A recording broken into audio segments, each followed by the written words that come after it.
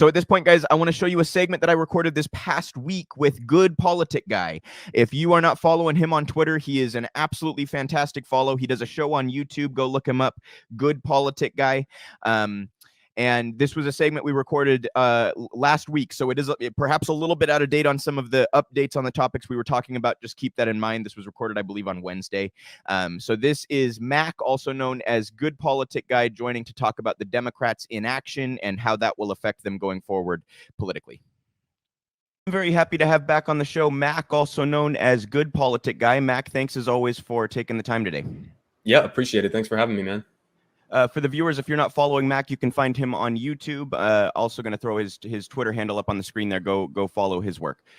Mac, I just want to get, first of all, can I just get your general views on, I think the last time we talked was maybe over the summer or it's been a little while, just the general inaction on behalf of Biden and Democrats and their propensity to seem to put a lot more time and energy into making up and fabricating excuses for their inaction than actually doing anything. Can you just give your views on the state of politics in the country right now?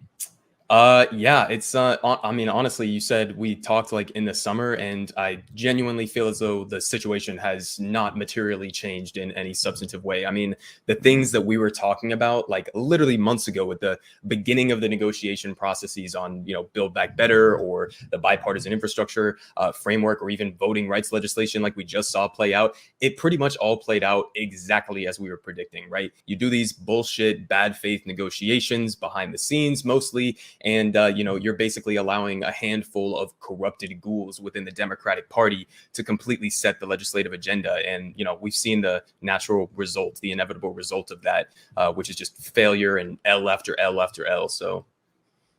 Yeah, and I think, regardless of where you may fall on the spectrum of is it corruption or is it incompetence, and I think it's probably a good deal of both.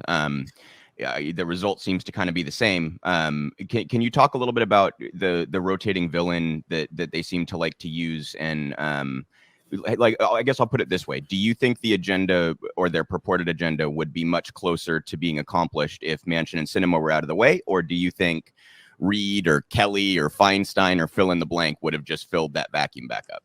Yeah, I mean, listen, we all understand how this works, and it's not like you have to, make it up in your head. We saw this basically exact situation play out under the Obama administration, where he had damn near a supermajority and still passed through a pathetic, right-wing piece of healthcare legislation. So, this is the reality of how politics works with two right-wing corporate parties, right? You have Democrats who are going to show up and be the faces, like we got Joe Manchin, Kirsten Sinema. They're taking a lot of the flack right now, but I mean, we know that they have a couple who are sitting right in the back who would be stepping up to take their place. I mean, if Democrats had 60 senators right now, you'd probably have 10 of them who are opposing whatever the legislation is on the table. If it's anything that is not, a military budget or a handout to corporate America, then you're not going to see any action. I mean, especially I think the bipartisan infrastructure framework was like a perfect example of this, because they celebrate it, right, as this massive bipartisan win, and we brought together this great coalition. And it's like,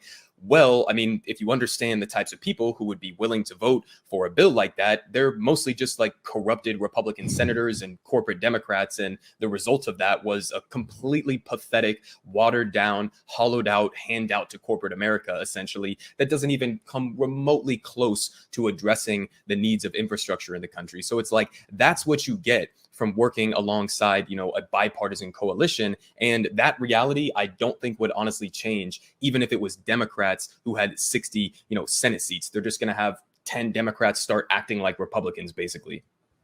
Yeah. And the disconnect for me, and this is where I start to question sort of even the intention of a lot of the people in powerful positions here, is how popular their purported agenda actually is. I mean, the stuff that we talk about on the left has often 70 plus, even sometimes 80+% approval. Things like universal health care, things like tuition-free college, things like, I mean, even some of the stuff that they did, which was like mildly progressive and then allowed to be undone, like the child tax credit or the stimulus checks, right? So where do you think that disconnect is, and how malicious do you view their intentions as being? Well, I mean, I see it as incompetence, in the sense that I genuinely do believe that corporate Democrats like Joe Biden, Nancy Pelosi, the establishment leaders of the Democratic Party, that they probably do in the back of their minds think that, politics is just this internal game between them and their friends who are, overwhelmingly wealthy, and they've been in these positions for years and years. And they think it's just sort of this internal game, right? That's static. And, you can't really change the nature of who's going to vote in favor or against what piece of legislation. And they basically want to keep it as that. They want to keep it as this, this game that they're going back and forth, when the reality is the best weapon is exactly what you were just saying, is public support. The best weapon that any politician has at their disposal to try to pass through and force people to fall in line on these major agenda items is that you have to weaponize the fact that you have all of this external organizing, all of this external pressure that you could use at any time you wanted. Joe Biden could have gone to Arizona. He could have gone to West Virginia. He could have been doing these rallies this entire time using that weapon. And the fact that they, have taken a back seat to this and tried to negotiate behind closed doors with completely corrupted, bad faith actors, that to me is the most malicious part, is because it's like, yeah, you're incompetent, but you're also not even like mildly trying. You're not even using the one thing in the bully pulpit that could actually get them to shift your position. You're at that point. I mean, basically the situation we have right now is Joe Biden is giving a pen to Joe Manchin and saying, here, write my legislative agenda. And even when that's the case, sometimes Joe Manchin isn't even in favor of the own shit that he was compromising on, right? We just saw this with Build Back Better. He put his own $1.8 trillion proposal on the table for Joe Biden and then rescinded it and then said, no, I'm not even in favor of the thing that I said I was in favor of a couple months ago. Like, it's a complete joke. It's just a game that they're playing. Yeah, I mean, he during the campaign season, Manchin went so far as to say that he would support up to, I believe it was 4 was the figure. He gave $4 trillion. And then all of a sudden the negotiation starts at like 2.5, and he's like, way too much, and he just keeps talking himself back and back and back. It's just really that people can't see through this, I think, is kind of incredible.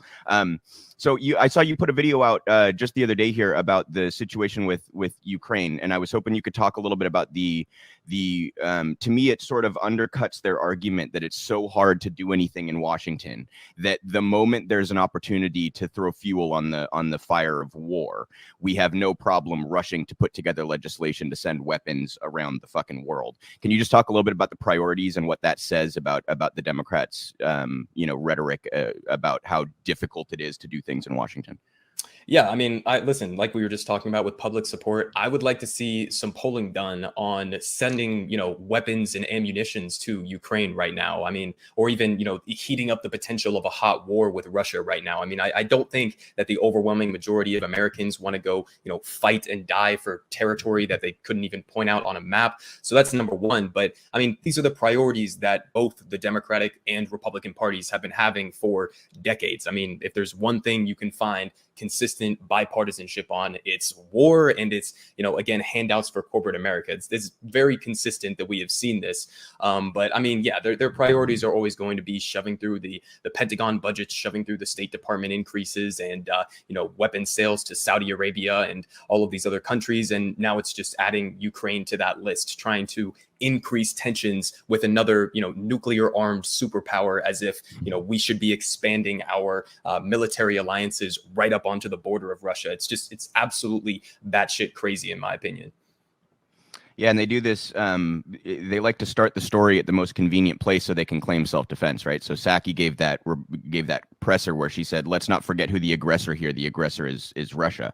And it's like, wait, isn't there like decades of pretext to all of this that you're just completely like, they like to start at the point where they can say someone else was aggressive and we're just responding to it. One thing about Biden that has somewhat confused me is that he's been absolutely horrendous on virtually every aspect of foreign policy, with the one mild exception of withdrawing from Afghanistan. What's your take on that? What do you think caused him? Is a broken clock just right twice a day? What do you think may have led to some of that? We're still contributing to the genocide in Yemen. We're still supporting the Israeli war crimes in Palestinian territories. We're amping things up with Russia, and we're using xenophobic rhetoric about China. So, like, what do you think maybe was the exception that proves the rule there in Afghanistan? I mean, honestly, if you look back to Joe Biden's rhetoric under the Obama administration when he was the vice president, specifically on the issue of Afghanistan, he was, I think, significantly less, ready to continue that war or to do the troop surge than Obama was. So I think he has for a while been, slightly less hawkish on specifically Afghanistan. But when it comes down to pulling out, I mean, at the end of the day, he was kind of continuing a plan that was started under the Donald Trump administration. And obviously, Trump is a coward and didn't want to do that under his administration. Right, but, yeah. At the end of the day, it was the right decision. I 100% supported him pulling out of Afghanistan. It was the thing that he got, more shit from the mainstream media and everything than anything else that he has done. There's a massive pushback and a pile on him for that. But I think it was the right decision at the end of the day. And yeah, I mean, I think it's not a matter of principle, obviously, because of all of the other reasons that you just said. He's not, a principally anti-war guy in any way, shape, or form. But yeah, I mean, I guess it is kind of a case of a broken clock being right twice a day. But it's the right decision at the end of the day, and I'll give him some mild credit for that one. Yeah, we got to give credit where it's due, and it's yeah. Otherwise, we're just kind of no different than the other media heads, right? The interesting thing to me, you brought up the media pushback with Afghanistan, and yet now there are like 23 million Afghans facing starvation, and the media has suddenly gone completely silent about the humanity, right? So when Raytheon can't make a buck on the policy, it seems like they suddenly forget to care. So I've seen, to circle back a little bit to the domestic stuff, I've seen some really. I don't like to get too far into the horse race stuff a lot of the time, but I've seen some really outrageous polling that says Biden is, I mean, this was a bit of a standout, but at 33%, which is 1 point lower than Trump ever hit. Kamala Harris polling worse than Mike Pence and Dick Cheney ever polled. I'm just curious, what are your, will they learn at all from this? Will they learn at all that the inaction does not make them popular? Or do you think we're just going to get these 2-year cycles repeating themselves?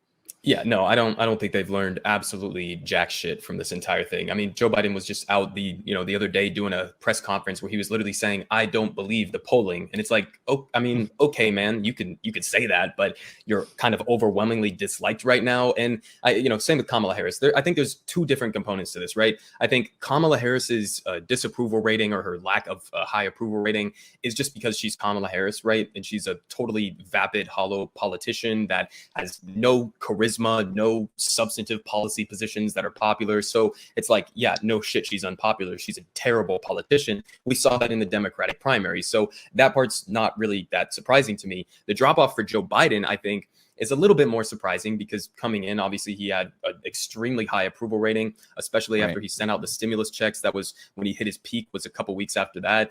And then he just absolutely tanked. And if you go and listen to the mainstream media, or if you go and listen to whoever it may be, they're probably going to blame things like, oh, the Afghanistan withdrawal, or they're gonna blame the fact that he's been listening to Bernie Sanders too much, right? But at the end of the day, if you actually go, and I did a breakdown of this on my channel in a couple of different videos, but if you actually get into the nuances of where his approval rating has been overwhelmingly dropping off, it's significantly with young people who basically held their nose and showed up to vote for this guy, okay, expecting that he was at least going to do some, half-assed, compromises with Bernie Sanders, et cetera. He hasn't even done, the half-assed neoliberal reforms that he ran on.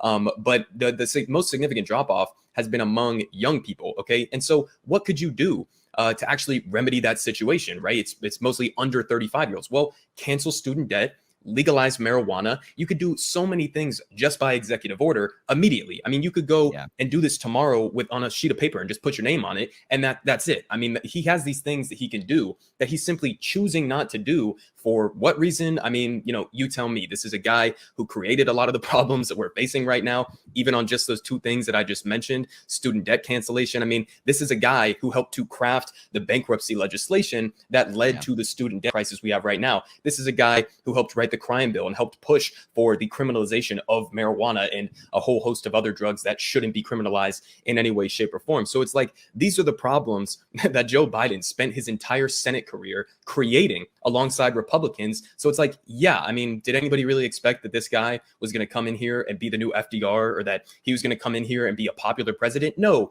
I mean, one of the things that kind of pissed me off the most about the Democratic primary and the rhetoric that was used to advocate for Joe Biden is people would be like, this is a guy who's going to be able to get things done. And it's like, well, what has he actually done? Because you can go look at his career in the Senate, and it's like everything that he's done was kind of sort of the worst things that have happened in modern American history. The Iraq War, the bankruptcy bill, the crime bill, NAFTA, PNT. We can go down the list. There's so many different things that he worked on that were just catastrophic mistakes. So it's like, I don't know how anybody really expected him to be a popular or good legislator. Okay, he's just not that. Yeah, I think it was Carlin that said bipartisanship just means that a greater than usual deceit is happening, or something to that effect.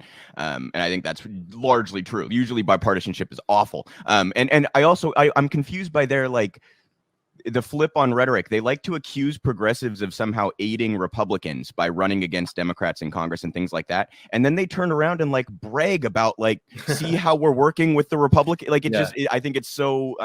Or say that Joe convenient. Biden should, run a ticket with Liz Cheney or somebody. Oh my God. I just saw Mitt Romney this morning was proposed. Yeah. Yes. Yeah. Oh my God. That stuff's nonsense. Yeah. And I also, to add to your list of things that he could do, I just found this out maybe a week ago. Kamala Harris can unilaterally, as president of the Senate, eliminate the filibuster whenever she chooses. So the idea that they have to wait for Manchin and Sinema to come along to, there are so many places where they're fabricating these hurdles that are in their way that are not really truly in their way. Right. I'm curious to get your opinion, as you're in Georgia, right? So that's newly sort of a swing state of sorts. I don't know. You could disagree with that if you're the one there. I'd call it a swing state. Yeah. Swing state. Yeah. So how are voters responding to this? I mean, this is one of the states that flipped to give Biden the presidency and give Democrats the Senate, obviously with Warnock and Ossoff. So how are the voters there responding to this inaction and the sort of pathetic messaging that we're seeing? I mean, I was just driving home to my house here in downtown Atlanta, Georgia, and I saw a big spray painted "Fuck Joe Biden" on the side of one of the exits by my house. So, I guess that kind of puts into mood what people are feeling here in Atlanta, at least. I can't speak for the rest of the country, but I mean, yeah, everybody sees what's happening right now.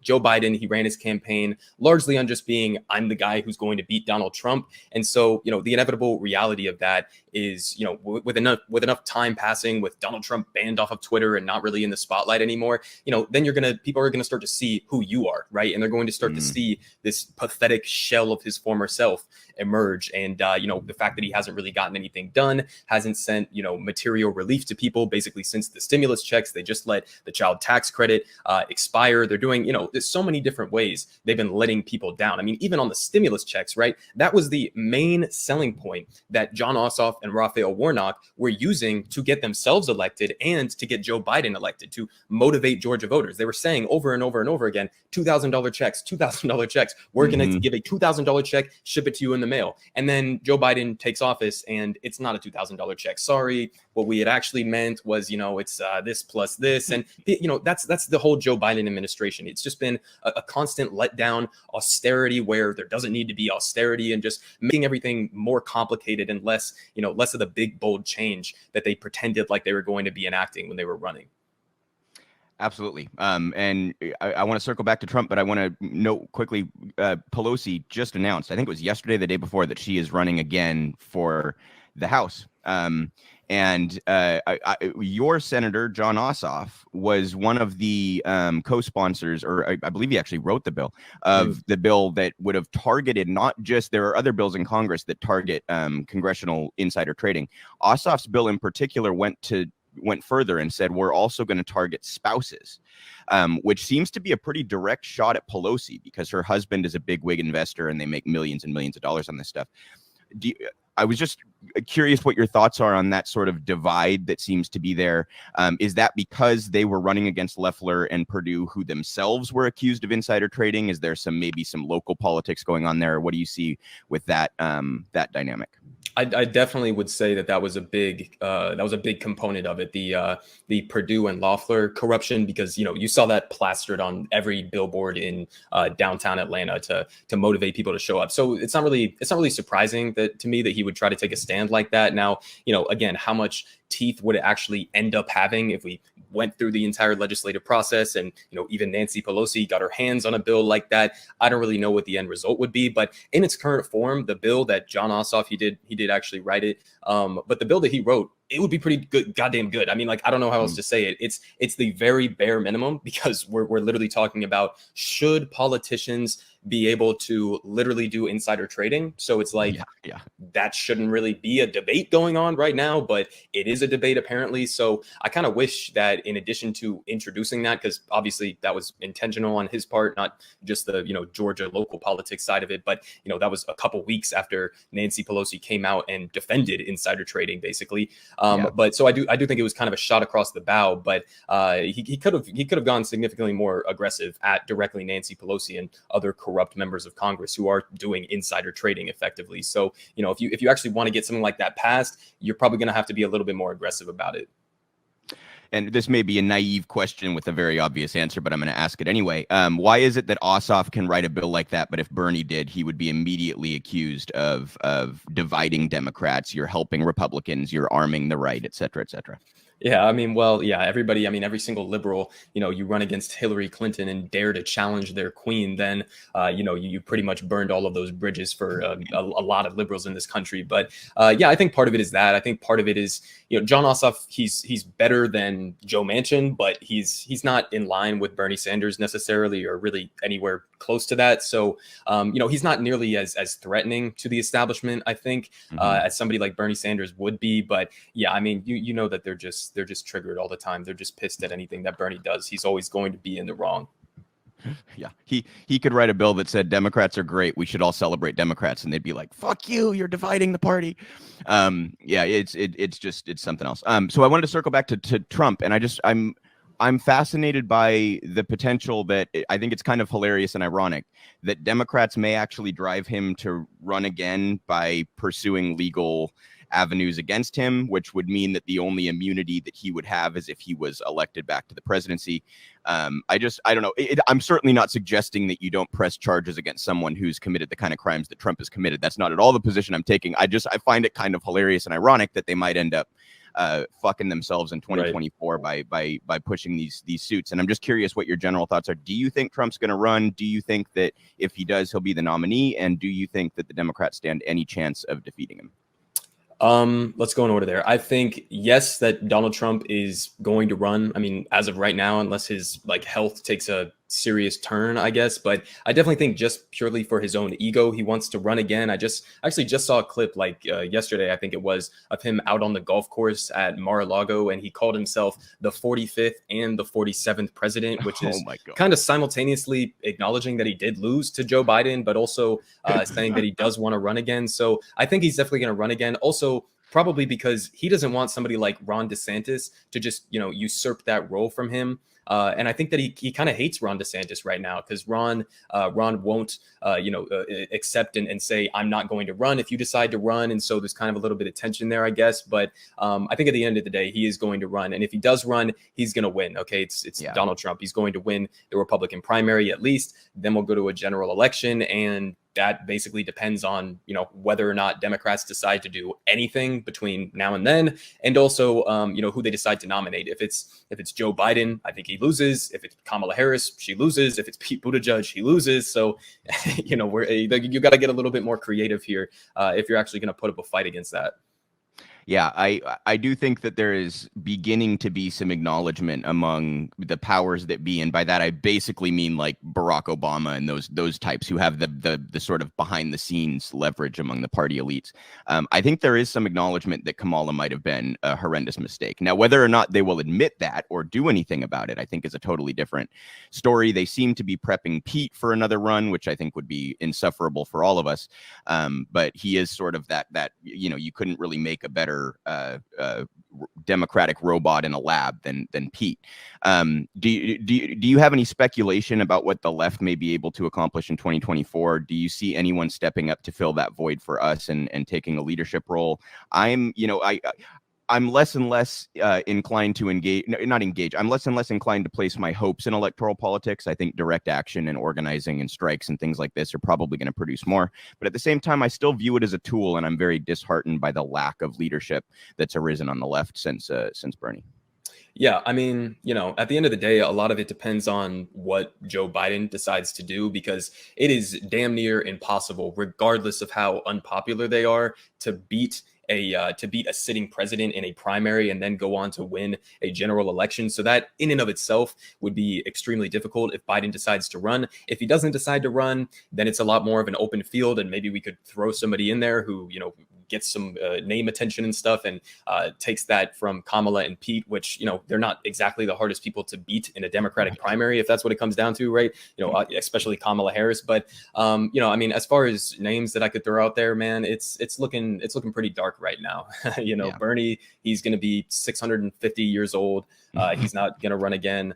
I don't know. I've floated out John Fetterman, who I think is, he's running for Pennsylvania Senate, and I think he's better than a lot of the Democrats that we have in office right now. He's in favor of Medicare for all, legalizing marijuana, living wages, et cetera. You can go down the line. So he's definitely marginally better, and I think he actually could have a good chance against somebody like Donald Trump, because he is from, a small town, and he is from a state like Pennsylvania, where he does really focus on working class politics, and he knows how to, use a lot of the rhetoric in the right ways to appeal to different people without going, too far towards identity politics and shit like that. So I think John Fetterman is somebody, and I'm being really like idealistic here and saying like, right. That's kind of a Hail Mary, assuming he even wins the Pennsylvania race. So I don't really know. I mean, we're going to have to get creative, but either way, regardless if Joe Biden runs again or who they throw out there, we got to throw some people into that mix. Okay. Because, even having that pressure applied on them, make them a little bit uncomfortable, I think it'll be worth it. But at the end of the day, I'm 100% in agreement with you. We got outside action, direct action. We have all of these different other, especially the revitalization of the labor movement over the last year that we've seen. Those are going to be much more effective in actually like achieving material concessions than 2024 is going to be for us. Yeah, 100%. And the top line gets a whole lot of attention, the president, the Senate, etc. But what do you think, without, obviously there's too much of it to talk about specifically, but do you think that the movement is making some progress at the local level that can build some infrastructure for us going forward? I think we have a better chance in 2028 and 2032, et cetera, if we have better infrastructure at the local level developed. Do you see some movement there? Yeah, absolutely. And, I've worked with a couple local campaigns. I'm going to be working with another one here that's a local race here in Georgia. And so I think, building some of those up and actually going after some of those local seats and stuff does actually help in the broader scheme of things. But yeah, the mutual aid organizations, there's some fantastic mutual aid organizations in Atlanta. So, I mean, that is the way that you actually build up economic democracy from the bottom. Okay. And I think that's, the best route that we can go in preparing for that inevitable future that you're talking about right there. And that's something that Republicans are doing, conservatives are doing to an absolutely absurd degree right now. I mean, you see all of these wild fascists just going and taking over school boards and all of these different positions around the country, and just, flipping everything on its head. And that's something that you kind of got to counterbalance, right? Unless you want to, lose that fight at the ground level, it gets much more difficult to win it at those upper levels like you were talking about. Absolutely. And Matt, can you just reiterate for the audience where they can find your work and where they can follow you? Yeah, you can just look me up on Twitter, look me up on YouTube, Good Politic Guy. That's pretty much all it is. I got daily YouTube videos that I put out covering the daily news, and I tweet about shit a lot. So that's basically it. Excellent follow on Twitter. Encourage everybody to go follow Mac. Thank you so much for taking the time. I appreciate having you. All right. Appreciate it, man.